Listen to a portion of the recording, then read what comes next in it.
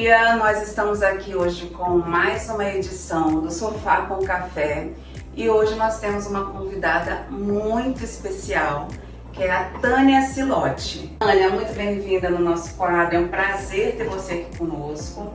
E nós sabemos que a psicologia é um trabalho em conjunto com a psiquiatria para melhorar a saúde mental dos nossos queridos pacientes, né? Conta um pouquinho sobre a sua trajetória na psicologia, como que você começou, fala pra gente. Primeiramente, obrigada pelo convite de estar aqui fazendo esse bate-papo, né? Que é mais um bate-papo. E eu fico feliz que você traga esses assuntos que a gente vai tratar daqui a pouco de uma forma assim leve, didática para as pessoas, né? Desde sempre eu fico curiosa com o comportamento humano. Tem algumas pessoas agem assim, outras assim, umas são mais calmas, mais tranquilas, outras... Sempre foi muito estimulante para mim. Ainda bem que é assim, né? Já pensou se fosse todo mundo igual, Tânia? Então,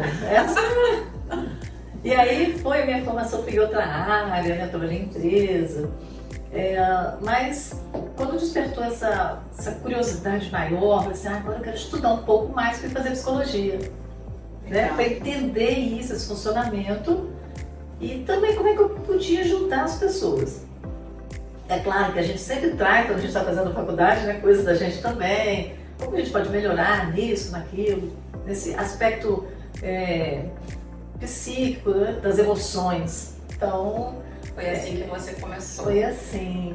E a mente, gente, eu vou puxar a sardinha pro nosso lado, porque a nossa mente é maravilhosa, é um órgão que ainda tem muitas áreas que a gente ainda não domina, não conhece, mas extremamente importante para o nosso dia a dia, porque sem a saúde mental a gente não consegue fazer absolutamente nada, né? Então, para aqueles que ainda pensam que saúde mental é coisa de doido, fica aqui a dica, não é coisa de doido. Se você tem uma ansiedadezinha, aquele coração que bate mais rápido um pouquinho, respiração um pouquinho mais acelerada, é hora de procurar ajuda. E hoje, o nosso assunto aqui é um assunto que está em alta na sociedade escolar, que é o assunto sobre o bullying. O bullying é um problema social, né? E precisamos tratar de quem sofre e de quem pratica o bullying. Não é, Tânia? Verdade, Sheila. O bullying, até um tempo atrás, ele não tinha muito nome, a gente não sabia o que era isso. Então havia um desconforto, né? Principalmente nas escolas, né, dos alunos, de alguma coisa que acontecia. Só um parênteses, o bullying, né, não é só na escola, é em qualquer área, tá? No trabalho, qualquer fase, casa, né? Dentro da família, então ocorre. Mas aqui hoje é a escola. E sim, o bullying é uma das coisas assim mais terríveis que acontece com uma pessoa, um aluno, e que vai gerar situações para frente, até na vida adulta, em decorrência desse bullying. Né? Como que são as coisas, né? Às vezes a criança nem sabe que está praticando bullying, né? Mas ela precisa ser orientada, porque realmente é uma coisa que aquela pessoa que sofre a agressão, ela guarda, e isso vai se refletir lá na vida adulta, de uma forma muito ruim, né? É isso mesmo. Normalmente o agressor, né, o bullying está agindo com uma agressão, com a violência, né? E a vítima às vezes sofre calada. Tem aqueles alunos que assistem e não fazem nada, não tomam nenhum partido ali de apoio à vítima, porque aquele que está agredindo, ele tem um poder, ele domina a turma. Interessante. Né? Ele domina, então quem está assistindo às vezes não faz nada. Até sente pela vítima, mas não tem medo, às vezes tem medo até de ser excluído do grupo, né? Do grupo, porque quem está dominando, o agressor ele quer também excluir essa pessoa, colocar numa situação bem inferior, né? Sim. E excluir. E outros também que assistem, às vezes passam por situações dentro de casa de violência também, ou em outro ambiente, e que sabe, tudo faz para ele, se aquela pessoa está sofrendo ali alguma situação difícil, também não tem nenhuma importância. Tem isso também, tá? E qual seria a maneira de abordar dos coordenadores das escolas, dos professores que são chamados por determinados alunos, porque a gente sabe que tem alunos que defendem quem sofre, né? E qual que seria a abordagem de um adulto com essa criança, Tânia? Qual seria a melhor abordagem? Essa pergunta ela é muito pertinente, porque não dá para passar despercebido. Sim. Tá? Então, a criança, ela vai dar algum sinal, em algum momento. Umas chegam a falar em casa, outras chegam a falar na escola, né?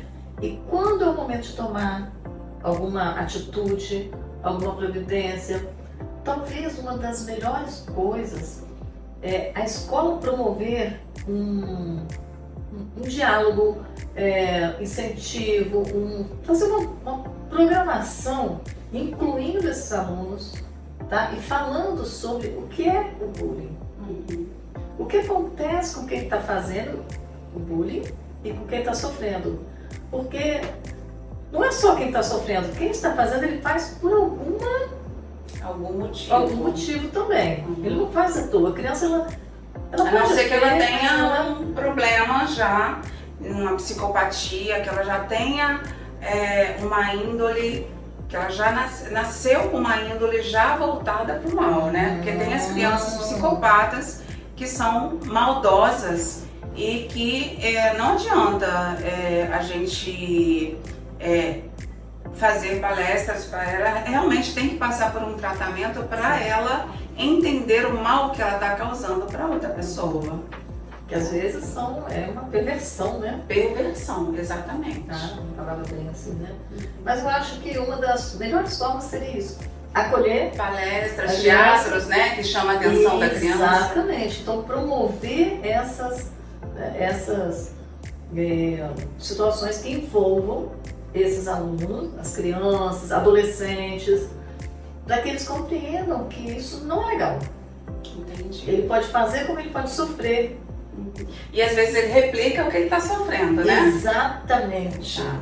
Exatamente. Pode estar passando situação e ele faz a mesma coisa. Isso. E aí vem a situação com os pais, né? Porque o pai, quando ele sabe que o filho está sofrendo a agressão, ele fica indignado, geralmente, né? E ele vai chamar o pai, se ele sabe quem é o agressor, para conversar, né? Para saber o que está acontecendo com aquela criança que está agredindo, se alguém está fazendo com ela o que ela está fazendo com o filho do agredido, né?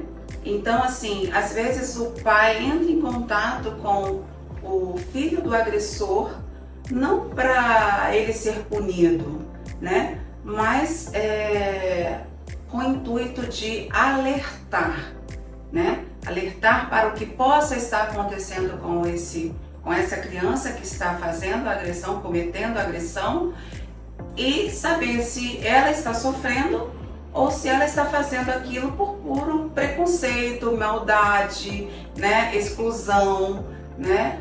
A gente tem que entender o que está acontecendo com essa criança, né? E aí, se o pai da criança não toma uma atitude, e a gente aí tem que partir para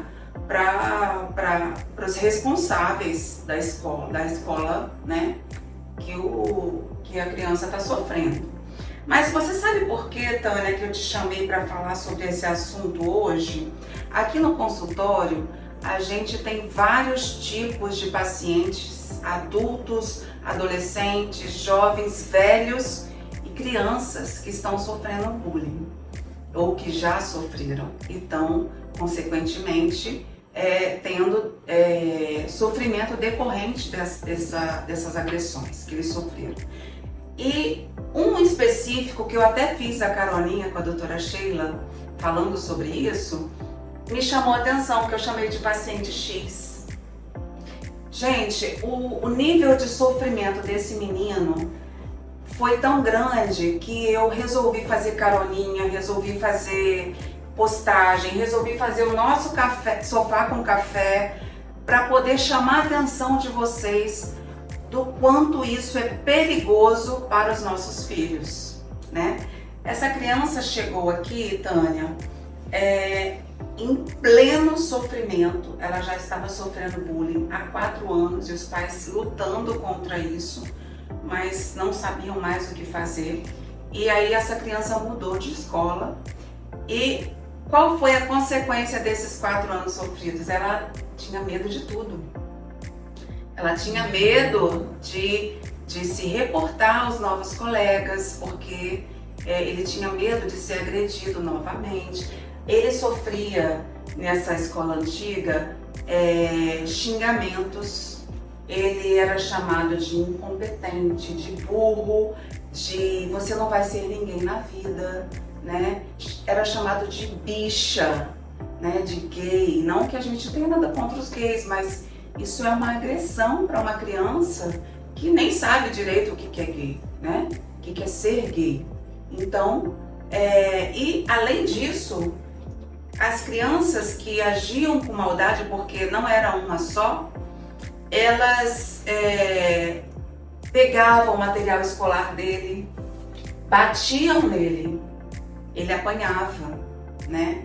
E chegou um momento de tanto sofrimento desse paciente que ele, com menos de 13 anos, ele tentou contra a própria vida, né? Porque ele não sabia mais o que fazer, os pais não conseguiam fazer nada. Então, mesmo ele sendo modificado de local e não sofrendo a agressão, ele levou as consequências da agressão anterior, da escola anterior, que foi se retrair, se embotar, né? Se fechou, exatamente. Né? Por conta desse medo de ser exposto novamente àquela agressão, né? Isso. Ele sofreu por tanto tempo. Como que é isso na cabeça de uma criança dessa, Tânia? Então, ela carrega, isso é um trauma, né? Então a gente sabe que trauma gera aquele bloqueio. Então ele ficou bloqueado, congelado naquilo, naquela situação sofrida, e aquilo, como bloqueou, ele não consegue sair. Então ele vai levando para frente, né? Para adolescência, quando jovem, para a vida adulta e até idoso. Ele ainda pode levar aquilo. Ele pode seguir a vida de alguma forma, mas tendo sintomas, crise de ansiedade, crise de pânico, insônia. Então são muitas coisas que acontecem. E também ele pode parar toda a vida, sabe? Pode chegar a um ponto de tanto sofrimento que a pessoa, né, pode atentar contra a própria vida, se machucar. Foi o que aconteceu então, com ele. A partir do momento que você tem já esse conhecimento dessa situação e o sintoma, o comportamento da criança e do adolescente, né? É buscar ajuda. Sim. Porque nem sempre se consegue autoajuda em casa. Então, é ir com o profissional. Mas você sabia que essa criança, ela sofria bullying até por parte do professor? Que ele tomou partido desse grupinho, né? Uma pessoa adulta totalmente imatura e inconsequente, né? Pois é, veja como que a situação, ela não ficou, né, só no restrita ao grupo. Crianças, Então o adulto também, que pode já ter sofrido, ele acaba entrando, né, nessa onda agredir, e né? aí ele exclui esse aluno. Você sabe o que foi engraçado? Você precisa acolher, né? O engraçado de tudo é que quando ele chegou na minha sala, eu perguntei assim: você sabe por que você tá aqui? X. Aí ele falou pra mim assim, ele afirmou: eu sou depressivo e ansioso. Eu tenho depressão e ansiedade. Ele falou: eu tenho depressão e ansiedade. E aí eu perguntei imediatamente: quem disse que você tem depressão e ansiedade? Quem te ensinou isso? Ele já chegou com um rótulo, né? Já chegou rotulado. Rotulado, tenho isso. Exatamente. Isso foi muito engraçado, porque quando ele parou para pensar, no que ele tinha falado, ele não soube responder, né? Mas aí a consulta foi tomando uma proporção que aí ele se soltou, relaxou e conseguiu expor melhor o problema, né? E qual é o tratamento, além do medicamentoso, que às vezes é necessário, para poder ser feito com essa criança? Então, Sheila, a medicação, em alguns momentos, é importante para dar uma estabilização, né, para a criança, o adolescente, né, se acalmar. E a psicoterapia, sabe? É muito importante, porque você está lidando com emoções. Então, as emoções são todas afloradas. Ele pode estar contido, como pode estar, né?